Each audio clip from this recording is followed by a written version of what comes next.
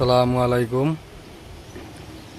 তো দীর্ঘদিন পরে আজকে একটু মেঘলা আকাশ ও বাতাস হচ্ছে, ছাদে উঠলাম, রোদ নাই, মনে হচ্ছে তো বৃষ্টি পড়বে, আকাশে মেঘ আছে পর্যাপ্ত পরিমাণে।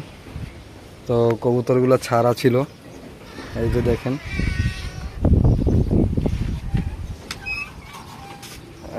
আগে 8টা ছিল, এখন 13টা আছে। 5টা বাচ্চা বের হয়েছে ব্রিডিং রুম থেকে।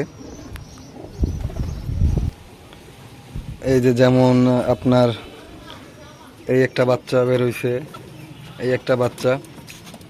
তো বাচ্চাগুলো পক্স, এই যে একটা বাচ্চার পক্স আছে, মাশাল্লাহ বলবেন সবাই। তো পক্সের এবার সারা বাংলাদেশেই পক্সের একটা সমস্যা দেখা দিয়েছে।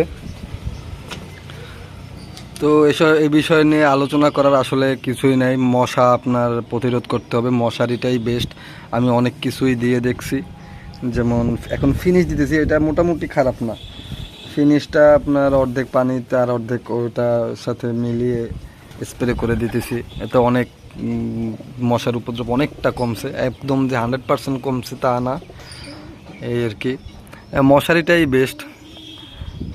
তো আর একটা সমস্যা হয় বাচ্চা হওয়ার দিকে, আমার 2-3টা বাচ্চা এরকম হয়েছে যে বুকের হাড়টা বাঁকা হয়। তো আমি যতদূর জানছি, এবং বড় বড় যারা ফেন্সিয়ার আছেন বা আমাদের ক্লাবের বড় ভাইরা আছেন, সবার কাছে যে বুকের হাড় বাঁকা থাকলে কবুতরের অত মানে ভালো পারফরমেন্সটা আসে না। তো এর জন্য আমি একটা সমাধান পাইছি, আমি ব্যবহার করছি। আমি এটা আসলে কোনো ওষুধ ব্যবহার করিনি। আমি শুধুমাত্র ওদের যখন 6-7 দিন বয়স হয়, তখন ট্যাগটা পরিয়ে দেওয়ার, যখন ট্যাগ পরাবার বয়স হয়, তখন রোদে টানা 3 থেকে 4 দিন আমি 2-3 ঘন্টার জন্য রেখে দিয়েছি। তো এতে করে সোজাই হয়েছে বলা যায়, কিঞ্চিত বেঁকা, যেটা চোখে ধরা পড়ে না, একটু থাকে, কিন্তু ওতে সমস্যা হয় না ওরকম। ওটো মানে আপনার 95%ই সোজা হয়ে যায়, মানে আমি দেখছি আর কি পরীক্ষা করে।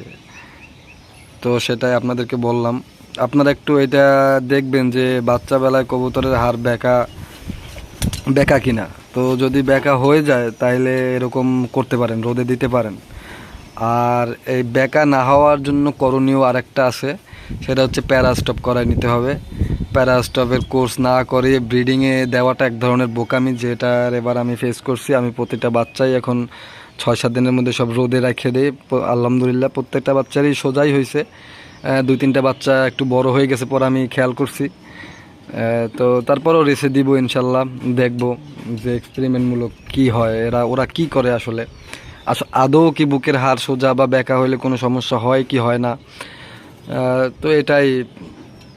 আর পক্সের জন্য পক্স কিলার একটা ওষুধ আছে, ওইটা আপনারা ব্যবহার করতে পারেন, বা চুন আর পটাশ। আমি পক্স কিলার ব্যবহার করি, অ্যাসিড জাতীয় একটা, ওটা ঠোঁটে দেওয়া যায় না, চোখে মুখে গেলে খুব সমস্যা হয়। আরও আছে, আরও অনেক কিছুই আছে, যেমন পক্স রিমুভার নামে একটা ওষুধ আছে শুনছি, মলমের মতো, ওটাও দেয়া যায়। তো এই অনেক দিন পরেই আসলাম ভিডিওতে, বাই যে রোদটা পড়ে আসলে ছাদে উঠে ভিডিও বানানোর ধৈর্য থাকে না।